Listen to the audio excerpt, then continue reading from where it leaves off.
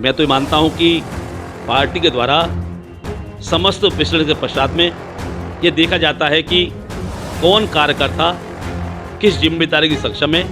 हो सकता है कि पार्टी के निर्णय के मुताबिक मुझको इस जिम्मेदारी के लिए अक्षम माना गया हो। नमस्कार दर्शकों, आप देख रहे हैं अभी न्यूज।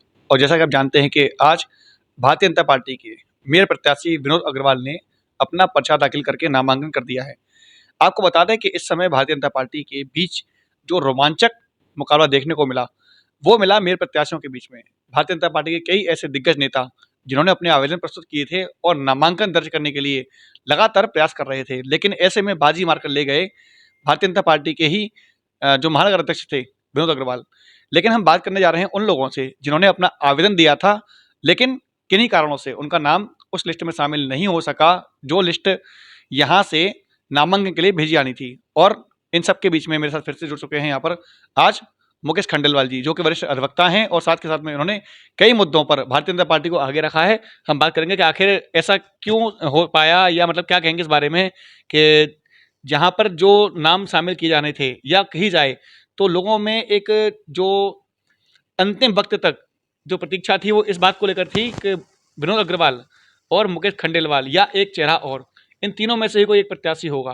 लेकिन ऐसे में बाजी मारकर ले गए विनोद अग्रवाल जी। आप क्या कहना चाहेंगे इस बारे में? सबसे पहले मैं कहना चाहूँगा कि मैंने और मेरे परिवार ने पार्टी की निस्वार्थ ईमानदारी से सेवा की है। उसी सेवा के फलस्वरूप मेरे मन में यह आया था कि मैं मेयर का प्रत्याशी मेयर बनकर निस्वार्थ ईमानदारी से जनता की सेवा करूंगा। उसी परिप्रेक्ष्य में मेरे के द्वारा मेयर प्रत्याशी के लिए आवेदन किया गया। मथुरा से लेकर दिल्ली तक का सफ़र जो रहा उसमें मुझको जो जनता का, कार्यकर्ताओं का और पार्टी के समस्त नेताओं को प्यार मिला, उसके लिए मैं बहुत बहुत आभारी हूँ। और मैं यह भी कहना चाहूँगा कि पार्टी के द्वारा जो भी निर्णय किया गया है वह मुझे मान्य है। मैं ईमानदारी से पार्टी की बराबर सेवा करता रहूँगा। मुकेश जी, बात की जाए अन्य पार्टियों की, हम देख रहे हैं लगातार जैसे ही किसी पार्टी के प्रत्याशी का नाम आवेदन जो उन्होंने दिए थे और उनके स्थान पर किसी अन्य का नाम आ जाए और वो नामांकन नहीं कर सकें, ऐसी स्थिति में या तो वो बागी हो जाते हैं या फिर अन्य पक्षी दलों में शामिल हो जाते हैं या फिर खुद निर्दलीय चुनाव लड़ने के लिए तैयार होते हैं। ऐसे में क्या समझा जाए कि इस समय जो भारतीय जनता पार्टी की जो एक लॉबी है, कहीं पर विरोध के स्वर दिखाई देते हैं तो कहीं समर्थन के स्वर दिखाई देते हैं। अगर बात की जाए पक्षों की, वैसे तो मैं नहीं कहना चाहूँगा, लेकिन फिर भी कुछ अंतर जो भीतरघात दिखाई देती है, कहीं कहीं पर धड़ों में बटा हुआ दिखाई देता है कोई दल।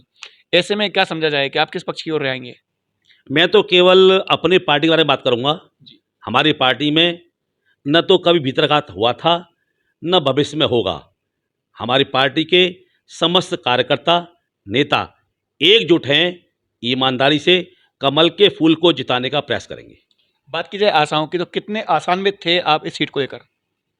मेरा पूरा मन ये था, मुझे पूरा यह आश्वासन मिला था कि मुकेश जी आपको इस बार मेयर का प्रत्याशी बनना है, और उसके संबंध में मुझे एक अपार जनता का प्यार, कार्यकर्ताओं का प्यार और नेताओं का प्यार मिला था।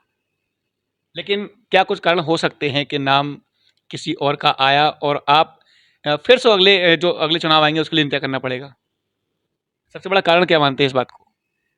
मैं तो ये मानता हूँ कि पार्टी के द्वारा समस्त विश्लेषण के पश्चात में ये देखा जाता है कि कौन कार्यकर्ता किस जिम्मेदारी की सक्षम है।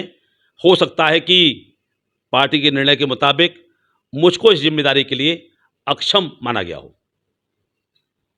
तो देखा आपने किस प्रकार से जो वरिष्ठ अधिवक्ता हैं मुकेश खंडेलवाल, उन्होंने बताया कि कहीं ना कहीं पर हो सकता है पार्टी को जो निर्णय लिया गया है पार्टी ने, वो कहीं पर हो सकता है कि अन्य प्रत्याशियों को अक्षम माना गया हो और उसी क्रम में इनको भी शामिल किया हो। अब देखना होगा कि जो आगामी 4 तारीख को मतदान होना में, उसमें उस मतदान में कौन आखिर बाजी मारकर ले आता है, और जो निर्णय 14 तारीख को आने वाला है उसमें कौन मथुरा से किस पार्टी का मेयर बनता है। फिलहाल के लिए इतना ही। मैं अपनी सहयोगी पवन आनंद के साथ गोपाल चतुर्वेदी, अभी न्यूज।